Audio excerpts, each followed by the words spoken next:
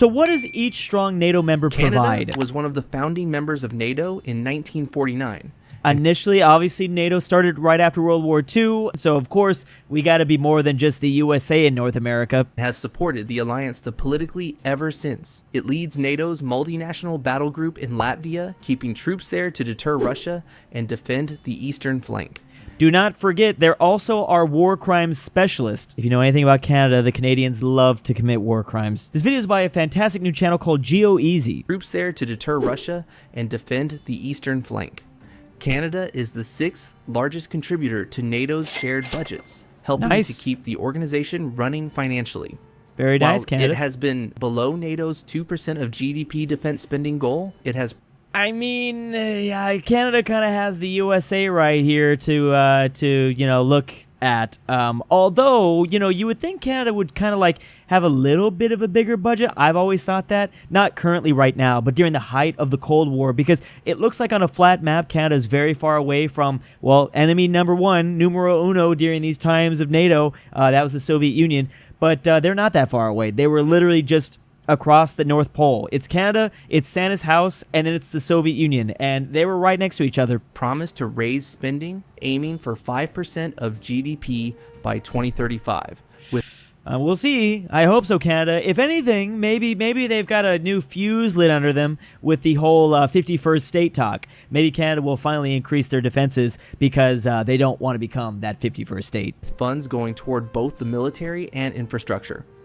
Because of its geography, Canada is investing in bases, ports, and communications in the Arctic, an area NATO views... This is exactly what I was talking about. Canada, Santa's house, the Soviet Union. Now that is known as Russia because the Soviet Union doesn't exist anymore, but you would definitely think that the Canadians would have way more like anti-air defenses or rocketry or something along in their Yukon provinces, the Northwest Territories, things like that. As increasingly Nunavut, that's a big one. Canadian forces have also taken part in major NATO missions, including operations in Kosovo in 1999, Libya in 2011, and Afghanistan for many years. Through Operation... Canada has been a strong U.S. ally for quite some time. Now, they have not, however, joined the U.S. in every single war as of the last 100 years. The only country that has done that, actually, funny enough, is Australia. And we're not going to be talking about Australia here. We're only talking about NATO. Australia has a different defensive pact, basically, or a different organization, military treaty with the USA. Unifier. Canada has trained more than 22,000 Ukrainian soldiers, strengthening NATO partners against Russia. NATO leaders, including the Secretary General, have praised Canada for its leadership, especially for its responsibility... Isn't that the guy from the Netherlands? Isn't he Dutch? Secretary General, yeah, I'm pretty sure he's Dutch. Praised Canada for its leadership, especially for its responsibility in Latvia. Yeah, Canada's in a very unique position because they are seen as like just a nice buddy next door. It's just like, oh, it's just all good old Canada, leave them alone over there. Meanwhile, they're able to get away with a lot more because they have that view. It's kind of like the way Japan was able to change up their PR after World War II. They did a lot of horrific things to Asia after World War II, and then they were just like, ooh, leave us alone. We're just cute and making anime now, and now the world sees them as just that. They don't remember that stuff anymore. So there's a lot more things they're able to do under the surface, the Canadians and the Japanese, I guess, because everyone just kind of sees them as the good guy. Sweden joined now, NATO. This is a new one. This is interesting that we're now second, and we're starting with Sweden because this is the newest NATO member, technically. Then it was Finland, obviously. So what is Sweden now providing to NATO? Besides the fact that we have now made all of the Baltic Sea, this sea right here, literally NATO Lake. It's just NATO Lake and Russia. And this does not, the Russians are despising this right now. In March 2024, after being neutral for a long time, this gave the alliance a much stronger position in Northern Europe. It's crazy. You made Sweden choose a side when Sweden does not choose sides. Nations that start with SW love to stay neutral. So Russia, y'all really, really messed up if that was not obvious enough. It has already sent about 550 soldiers to NATO's battle group in Latvia and will also help lead forces in Finland. Remember that Sweden is arguably the strongest militarily out of the Nordic countries. I think they're the strong. I mean, economy is really hard to. It's hard to say, but definitely historically, Sweden was a massive threat. Don't forget the last time that they had a great empire wasn't that long ago. The Swedes, early 1700s, they had a whole empire over there. The Navy is built for the Baltic Sea with modern ships and submarines that patrol difficult waters and keep undersea cables safe. They also know how to perfectly construct IKEA cabinets, which I'm sure is very, very important for NATO facilities. Sweden also makes its own weapons like Gripen, fighter jets, and submarines, which... Yeah, the Swedes are very good designers, manufacturers. They're bringing a whole host of new things to the group. Adds useful technology and equipment to NATO.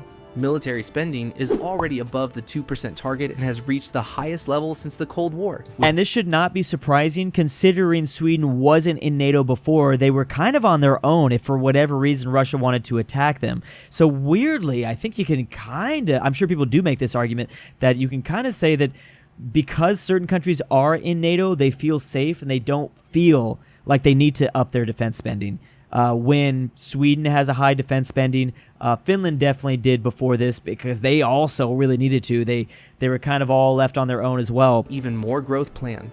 Now that all the Nordic countries are in NATO, defense... Literally every single one of them. That's crazy. Nordic Union in NATO. It's incredible. In the Arctic and Baltic is much stronger. The country is also putting effort into civil defense, protecting infrastructure, and preparing for threats like sabotage. I mean, the Swedes have already gotten themselves in a lot of little conflicts, little beefs with the Russian Navy in the Baltic Sea. So I feel like this was a long time coming. This was just the perfect excuse for Sweden to finally ditch neutrality and join in. Poland joined. Poland is a very, very underrated member of NATO. If we were going to tier list, I feel like some of the most powerful members of NATO, I would say Poland is in the top 5 at the very least. I mean, in no particular order, well, except for the USA being number 1. The USA is definitely number 1. But yet the USA, you got the UK, you got France, you got Turkey, you got Poland. I'm leaving out Germany there, but again, no particular order, but Poland is definitely one of the bigger members. Absolutely, no question about it. NATO in 1999, just a decade after leaving the Soviet bloc. Yeah, because the Warsaw Pact dissolves, Soviet Union is destroyed December 1991. So of course, a lot of Eastern Europe, or what was formerly a part of the communist world, began to join NATO. And now there's this weird chicken and the egg sort of situation playing out where the Russians feel like they had to attack Ukraine because people were joining NATO, but you were also attacking people before they could join NATO. So it's kind of this weird situation. Remember that the 2022 incident of Russian invasion of Ukraine is not the first time Russia has shown aggression. It started in Georgia. They obviously took Crimea away from Ukraine in like 2014. So it kind of feels like it's justifiable that all these smaller nations that were formerly a part of the communist world did end up joining NATO. I mean, there's all this discussion about how the U.S. promised not to move NATO further than Russia's borders. Again, it's a chicken and the egg sort of thing. Can you really blame Poland for being like, hell no, I don't ever want to be under the Russian Empire ever again? Since then, it has completely transformed its army. Conscription was ended, old Soviet equipment was replaced with modern weapons, nice, and its soldiers now train directly with NATO partners. Remember the geographical positioning of where Poland is. If Ukraine were to fall, 100% of Ukrainian territory were to fall, Poland is officially on the front lines because they're kind of the corridor to the heartland of Europe. Not to say that Finland and the Baltics are not, but once Poland goes down, then it's Germany, then it's the lowland countries in France, and then right there's the UK. I mean, that is like boom, a shot through the heart of Europe if Poland were to fall as well. Because it borders... There it is. There's the geographical map breakdown. So it's incredibly important for all these countries behind Poland too, that Poland is strong.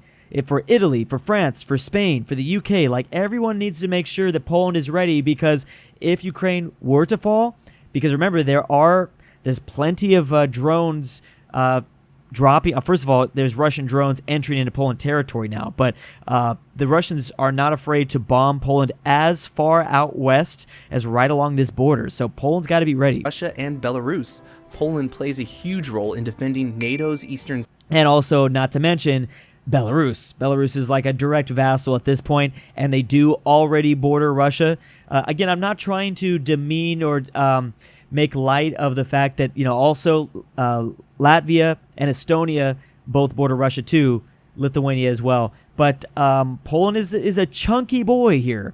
It is a very chunky boy, holds a lot of population. Poland's important. Side. It not that these other countries are not important too, but I'm just saying you need to have Poland be pretty strong. Only hosts a NATO battle group on its own territory. What is this? Who is this here? Hungary, Italy, Lithuania, Latvia. That looks like the Latvian tone of red, not the Austrian. But also sends troops to help guard Latvia and Romania. Yeah, I mean, I think a really big threat for NATO right now would be the Baltic nations. That's why you're seeing so many other NATO members, like Canada included, sending things over to the Baltic bros. Poland is also one of NATO's biggest defense spenders when measured by percentage of GDP. Yes, they are at very high. This is a little bit slightly older information, but this percentage-wise, they're beating out the USA, and as they should. I mean, Poland has had a long, long history with invaders, and specifically coming from the Russian side, but also the German side as well. Invests over 3.9% of its economy in. Look at these top spenders. They're all, well, not all of them. I think Greece spends a lot because they don't like Turkey, even though Greece and Turkey are both in NATO. But besides that, everyone else either borders Russia currently or bordered Russia not even that long ago. To defense, more than almost every other member, showing how seriously it views the Russian threat. With troops and spending, Poland is home to major NATO headquarters.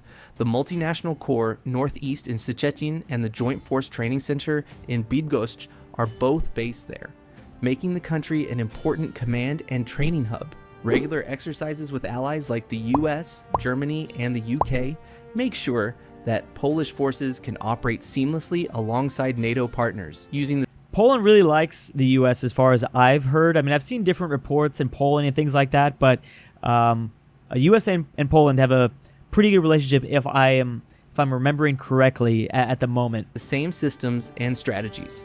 In short, Poland spends heavily on defense, trains constantly, hosts key NATO bases, and guards the eastern border, making. And yeah, Poland is also they're also the direct corridor into Ukraine, so NATO can continue to supply Ukraine with stuff. Because it's not difficult to get products from the UK, France, and Germany over to Poland, and then from Poland they can get directly into Ukraine, and obviously that's helping their war efforts. So Poland is a vital member right now in NATO, making it one of the alliance's most committed defenders. Absolutely, they're very important. Spain is an interesting one to talk about. Now, earlier this week, I was kind of throwing Spain under the bus a lot because Spain, because they're so far away from the conflict, they don't spend quite as much. And if you ask them their worry about Russia, they just have other worries. Not to say they're not in general worried about Russia, but they're a lot further away. They also just don't have a lot of historical precedent against the Russians. They haven't really fought against the Russians. I'm trying to think if they actually have fought against the Russians. Damn, is there something I'm missing? Maybe when Napoleon had de facto controlled Spain, and then Napoleon went and invaded Russia. But yeah, Spain is an interesting NATO member because they don't. Yeah, let's get into it. Spain joined NATO in the 1980s, but didn't. Yeah, because Franco was in charge for a while. Spain remained fairly fascist. Spain was an awkward one because Spain was kind of Western allied, but they were also fascist after World War II. And just their positioning. They were surrounded by the West, and they weren't communists. So by de facto, hey, I guess you're the newest member of the West, essentially. Take part in the military side until 1999. Dang. Since then, it has been a reliable partner in Europe. Its fighter jets often fly with NATO to protect the skies over Eastern Europe and the Baltics. At sea, Spain has a lot of people have a lot of faith in the Spanish economy in the future years to come. Spain looks pretty good demographically, I think. I think that you don't see as much demographic issues with Spain because most people that are migrating to Spain, well, first of all, there's a lot of Romanians or Moroccans, but there's also a lot coming from former Spanish colonies. There's tons of Bolivians and Argentinians and Venezuelans, for sure Venezuelans, that you can find in Spain, and obviously they speak the language. It's a little bit easier to get them incorporated into the economy immediately. Its navy helps patrol the Mediterranean. I don't think Romanians have too much difficulty, though, picking up the Spanish language. The Romanians are just good at a lot of languages because of their position in the Baltics. They speak a Latin language, but there's a lot of Baltic influence. They just know 5 languages straight out of the womb. Like, literally, the babies know 5 languages. So I don't think they have any too big of problems adapting to Spanish when they come over to Spain. And keeps important routes safe for trade and travel. The country is also valuable because of the bases it hosts. The big naval base at Rota near Gibraltar, shared with the U.S., is one of NATO's main hubs for ships, submarines, and missile defense. Yeah, because remember, everything moving through the Atlantic Ocean into the Mediterranean, all that stuff leads directly up to the Black Sea, which is where, Russia has now more territory when they took Crimea, and they've been taking more land away from the Ukrainians. But anyways, point about my last rant is just, the Spanish economy, there's a lot of economists that say that Spain's going to look a lot better than fellow other European nations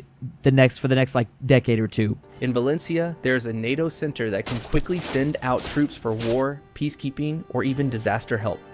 You can directly send from Valencia to ships in the Mediterranean and straight to the Black Sea. Like I said, you don't necessarily have to go, if you're coming from France, you got to I guess you would just fly from somewhere from France to whatever front line you need. It also works with France and Germany on building a new European fighter jet called FCAS, I heard about which will that. give NATO stronger technology in the future. Okay, we didn't really talk much about Spain, but I could see the geographical. You would definitely want Spain. Spain obviously is at the Strait of Gibraltar, with the British, of course, but they control a pretty big pass right there. This is going to make even more threats to Russia when they're trying to, again, Russia, for the most part, a lot of their military doctrine, their military strategy over the last 100 years is just get access to more warm water ports. They want naval ports that are not going to freeze over for half the year, and they want safe access. They have to go through the Mediterranean, which is basically more and more NATO members are joining that, or the Baltic Sea, like we talked about, which has become the NATO lake, essentially. Germany joined NATO in 1950. So the western side joined later, because 1949 is when NATO starts up. That's officially, I would say, kind of the beginning of the Cold War, the official beginning of the Cold War with NATO, where the whole world knows that there could be a World War III. Luckily, there wasn't. But obviously the western side of Germany doesn't join until 6 years later. It wouldn't be until another 35 years when Germany unifies, where then all of Germany, the eastern side specifically, is also part of NATO. Just 10 years after World War II, which was pretty controversial back then. Today, keep in mind, yes, we just ended World War II 10 years earlier. 10 years is 2025 to 2015. Not all that much time, to be quite honest. Not all that much time at all. So the controversial thing, that it's a little bit of the skeleton in the closet, is these were all still no Germans. The Germans were still very much, they were trying to, there's lots of videos about how they tried to root out the Nazi ideology from Western Germany and things like that, but these are a lot of people that formerly served as the bad guys in World War II or actively aided the bad guys that did a lot of horrific things. So I'm not surprised at all that this was a controversial move. Also, would like to say maybe that helps justify to the French their nuclear policy once they got a nuke. For fun facts, it's kind of a meme, but France's nuclear policy in the case of a Soviet Union attack is just to nuke the shit out of West Germany. That was literally it. Oh well, it was also nuke. It was also nuke first as a warning nuke, if you will. But they had no reservations in the act of a World War III to just nuke the hell out of Western Germany so that the Soviets couldn't continue to march all the way through and actually get to French lands. It's one of the alliance's key players in Europe. It hosts NATO's main air command at Ramstein, where all the air missions are planned, from guarding the Baltics to bigger operations. Because of its location, it's also Germany, if we're going to talk economy, Spain is an emerging economy. It's got a pretty good one, but Germany is a very strong economy. Is it Germany that passed up Japan? It all depends on how you define the economies. Everyone talks about PPP or GDP or anything like that. I think Germany's now third, but Germany has obviously, economic concerns as well into the future. NATO's highway, troops and tanks from the NATO's highway is a perfect way to describe it because it's in the heart of Europe. US and other allies moved through here before heading east. For years, it was known for spending too little on defense, but after Russia invaded... Can you blame them? Because the moment they did any sort of defense spending, the entire world literally loses their mind. There has to be like a gajillion articles about it every time the Germans do anything military-wise. Literally anything. Do you remember a couple years ago when I think they tried to like downplay the fact that they were doing a military parade or something like that by doing... They had like Star Wars music or stormtroopers. It was like they were trying to... Yeah, they were trying to like try their best to diminish because, like I said, every time the Germans do anything militarily, the entire world freaks out. So I guess I get it why the Germans are just trying to avoid the military topic because they did kind of cause 2 world wars. It was more the Austrians, but the Germans are blamed by the vast majority of the world. Ukraine, that changed fast. Now it's been... Did I say the Ottomans? The Austrians? My bad. The Austrians? It's over 2% of its economy on the military and is buying new tanks, planes, and missiles. It's also reopening factories to pump out artillery shells and weapons, not just for itself, but also... The Germans can just be the manufacturing hub. Maybe don't have the German people, but man, there's a lot of German people out there. That's a lot of people that could be used for foot soldiers and things like that. Germany's not the number 1 most populated nation in Europe, but they are third. If you count, the third, I believe, in European side of NATO. Or how do I describe this? It's Russia, and then it's Turkey and Germany are very close. If you include Turkey being a European country, which the vast majority of their country is not in Europe. But for Ukraine and other NATO partners, for the first time since World War II, German troops are permanently stationed abroad. Around 5,000 are being sent to Lithuania, right on Russia's border. Yeah, we are very much, because this is probably the biggest threat that NATO has is the Baltic bros, and we've known this from the very beginning. We're going to pray that Finland is going to have the ice on their side. We're going to pray that the Finns are going to be able to defeat Russia once again in another winter war, but the Baltic bros are just so easily attacked. They are surrounded by 3 different sides that Russia would have: Kaliningrad, Belarus, and then obviously all of mainland Russia too. The army is also set to grow to over 260,000 soldiers, making it one of NATO's biggest forces in Europe. And don't forget also the U.S. still to this day has like 30 to 50,000 American soldiers that are still stationed in Germany, and they never really left. They've just been stationed there forever. Since after World War II. Constant training alongside the US, UK, and Poland, it's ready to fight as part of a team. Italy's been in NATO since the very beginning in 1949. And has stayed important thanks to its position in the Mediterranean. Back in the day, Italy was, I think, even more crucial because they were directly on the front lines with the way the world was looking after World War II. Remember that not only Germany was occupied, but also the Austrians, and then you had Yugoslavia, who was communist, obviously, and I don't remember when they decided to go non-aligned, but you obviously had to worry about Yugoslavia, that they were... It looks very... It seems like an obvious connection that Yugoslavia would join the Warsaw Pact and be an ally to the USSR, but that's not how it turned out. But yeah, the Italians were very crucial in the very beginning. Not to say they're not crucial now, they are, but they had a really crucial role back in 1949. Its jets often so did Greece take and part Turkey in too, Baltic air policing, helping guard Allied skies.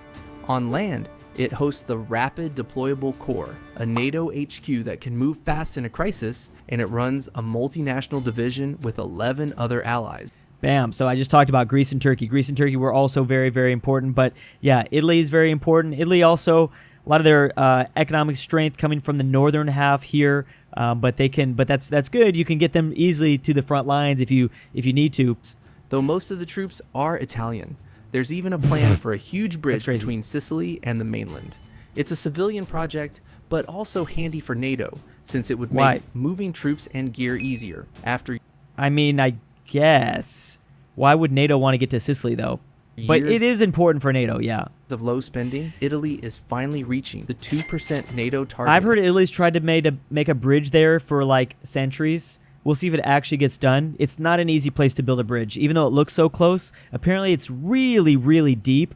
It's too deep, in fact. The landmass between the tip of the boot and the actual Sicilian island itself. And plans to slowly increase it further. It's also investing in new drones, missile systems, and other modern gear with help from EU funding. That's why NATO leaders often call it a reliable ally. It might not be best, but it plays a steady and important role. We just need to hope that Italy doesn't remain that they get rid of their old moniker, which was the underbelly of Europe. I believe that's what Churchill called Italy when they were a part of the Axis back in the day. Turkey. Turkey's been part of NATO since... Turkey, really important. I would say it goes, man. I don't want to knock like the UK, France, and Germany because they're very important members too, obviously. But like some of the outstanding members that come to mind first, I feel like is the USA, it's Poland, it's Turkey, and also Finland too. That's a big one. But Turkey's a big one.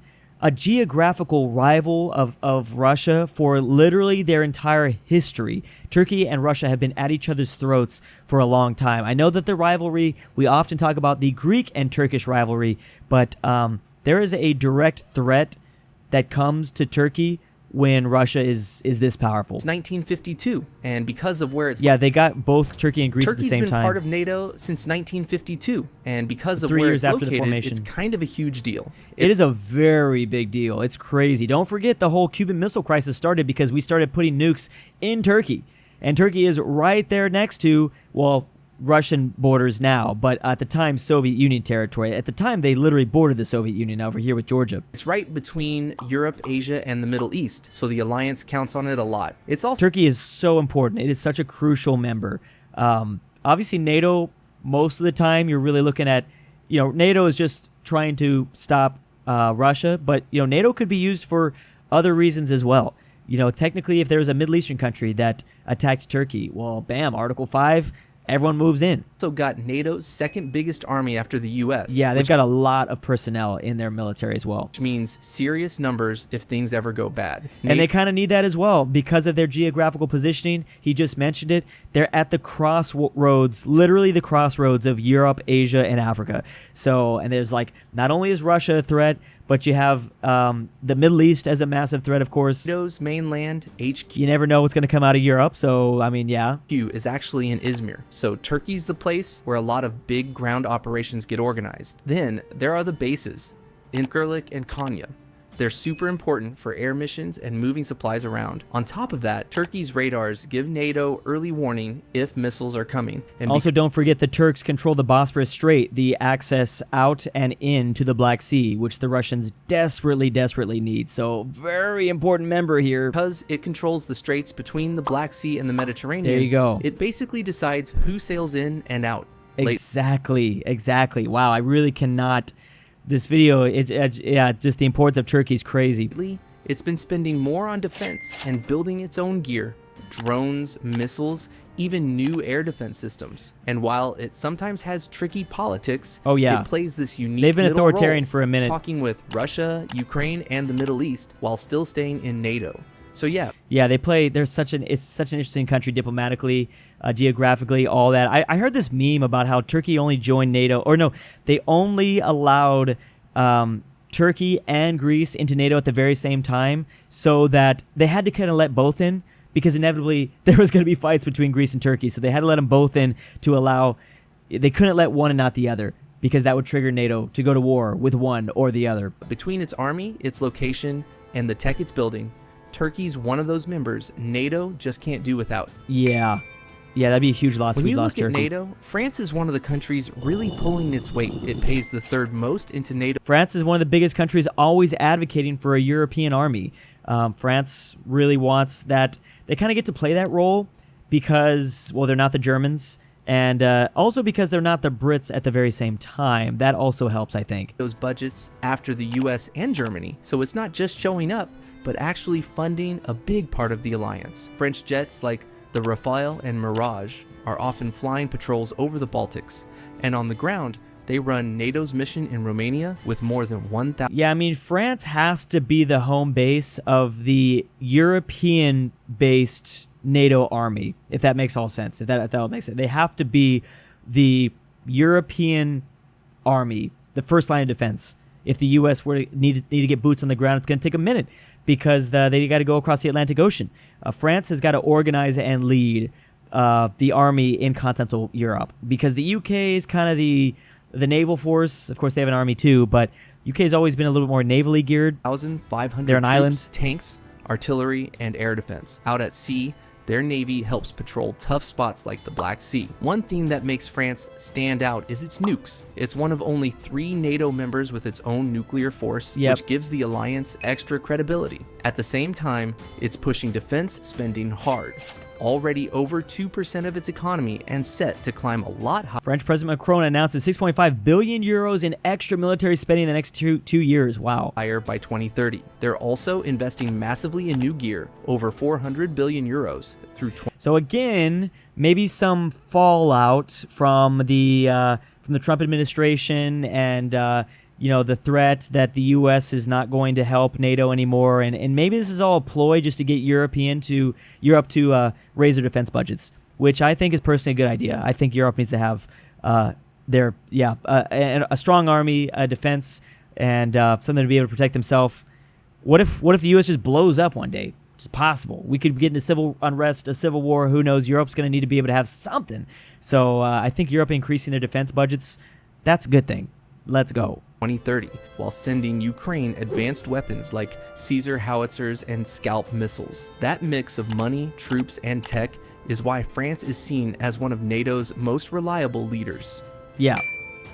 The UK is a big has one. been in NATO since the start and is still one of its strongest members. It's always involved in keeping Europe safe and backing up allies. One big thing that makes Britain stand out is its Who do we got behind there? Sweden, the USA, Italy, Turkey, France, and Germany. nukes. It's the only European country in NATO that clearly shares them for the alliance. I do like that they accounted for, it's funny, I didn't really think about it, but there is only, officially speaking, 3 members of NATO that have nukes.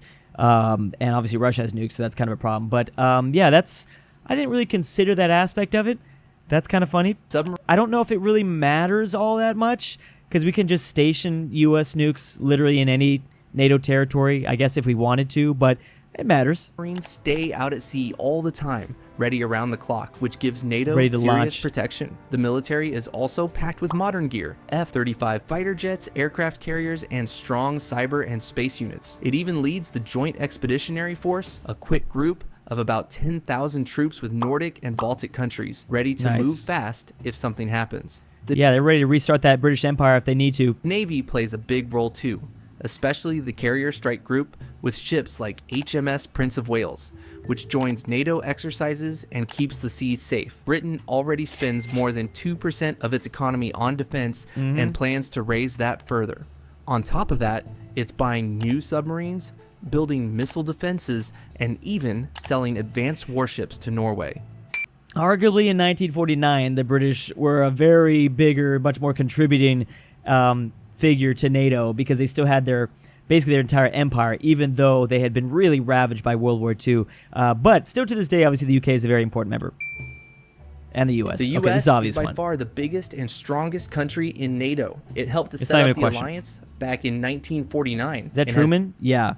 So, wait, is it Truman? Dang, these old photos of all these like really historical leaders, it's just so surprising. Yeah. So 1949. I mean, again, the people, the leaders of the world knew where the world was heading before World War II had even ended. We knew by like 1944, at least, maybe 1943, what the after the post World War II world would look like, and we knew it was going to be divided between the communists and the Western forces, which was a big push. Why we needed to get a D-Day landing. We needed the Allies to get in continental Europe to start taking stuff because the Soviets were going to take as much as they could get, and they weren't going to let any of that go. And we had to get all the way up in there. So I would say even 6 years before this, we knew exactly what was going to happen. I don't know if we knew exactly we would get NATO, but we knew that a World War III was potentially possible. I mean, what is that operation? Is it the Unthinkable? Is that what it's called? Basically, immediately after World War II, there were plans to possibly move in after Stalin and immediately attack the Soviets because they were just too big of a threat. Obviously, that didn't happen, luckily. And has basically carried it ever since. Without America, NATO just wouldn't be the same. It pays the most. It's such an interesting concept. I've done videos about that on my gaming channel. Like, how well does NATO do without the USA? They're still a pretty strong force. I mean, I don't want to make some crazy claims, but I personally believe that like a NATO without the USA could still take on Russia pretty easily. Into NATO's budget and also spends more on its military than all the other We're excluding nukes, though. We're excluding nukes being an impact, just like a non-nuclear conflict. members combined. That money is what keeps everything running and ready. American troops are all over Europe. Germany, Poland, Romania. Yeah, you we're name stationed it. everywhere. They train with allies, rotate in and out, and make sure the eastern border is always covered. The air power is huge too, with stealth jets, bombers, and drones all. And naval power, don't forget. I mean, I know that we were like glazing the British Navy, but it's not what it used to be. Basically, it's the American naval force that literally patrols the seas. It's crazy. always in the sky. At We sea, just have so many battleships US carriers and submarines aircraft give carriers. NATO's Sorry, it's mostly the carriers that are important. But I meant to say like submarines, nuclear submarines included. strength no one else can match. On top of Battleships are not as important anymore. that, the US provides the nuclear shield with bombs stored in Europe to scare off anyone thinking of starting trouble. American generals also run some of NATO's top commands, and they move tanks, planes, and supplies into Europe so the alliance can fight right away if needed. Pretty much every NATO mission, whether it's war, peacekeeping, or disaster help, has the US leading the charge. Bam. The And smaller here are the NATO other countries still matter a lot. Oh yeah, absolutely. I mean, the Baltics, geographically speaking, are very important to have. There's Portugal. We didn't talk about them. There's Hungary, Slovakia. Slovakia was high up on that defense spending list. Romania, Bulgaria, North Macedonia, Albania, Montenegro, Countries still Croatia, Slovenia. matter a lot. They might not have huge armies, but many sit in key places. So they let Slovenia is yeah, exactly. Geographically speaking, that's where they hold a lot of value. But yeah, like for Italy to get over to the Russian side, they can now just move through Slovenia. So that was a big new member after the fall of Yugoslavia. NATO use their land, airspace, and bases. Some keep watch over the seas. Yeah, so, and we didn't talk about the lowland countries either. The lowland countries, very important. Others fly patrols in the skies, and a few focus on protecting things like ports, airports, or undersea cables. And also, a lot of these small countries, they were under threat to just being eaten up by Russia, and that would just give Russia even more land and territory. Even the tiniest members chip in money, training, or Absolutely, support even the units. tiniest members are very It doesn't important. sound like much on its own, but when you put all of that together, it helps NATO I wish we went more into the Dutch, because the Dutch are very big contributing members to NATO. cover every corner. Iceland acts as a nice, very, very nice big base. It's literally a giant island base for NATO up there. And stay strong. In And the North that's it. Atlantic Sea. Hope you enjoyed my video. You can support Yeah, so there's a lot of crucial members, even if they're small, even if we didn't get a chance to talk about them here. and huge army or disaster help has the US leading Disaster the charge. help. As a Pole, I'd find it quite difficult to explain to my great-grandparents that we're now on the same team as Germany. Imagine World War III breaks out and we're all on the same team as Germany. This isn't what the lore explained behind any of this. Yeah, also Finland. I wish we would have talked about Finland and Norway. Finland being a really big one because that's the second newest member, and they have such a huge border with Russia, so they're very, very important. It is a bit surprising that you left off Greece and Finland among the small nations. Yeah, I wouldn't necessarily classify the nations that he left off as the small nations, because that's just not the case. Some of them hold an incredible importance to NATO, and they deserve to be talked about. Regardless, this was a very good video by Geo Easy. Nice stuff. I'm excited to see what they do next. Big thanks to my patrons this month. If you want your name here, check that Patreon link in the description down below. Never change Drew unless you want to. We need a Drew bobblehead figurine. Petition for Drew Alexander to make Hoy for ASMR Connor Tingles Pavlik. Version 2. Frederick Tiblin. King Bear Hayes. Lord Luxembourg Lover. Miglu the Goat. Nolan. Nord Tyrol. Tamron. And William.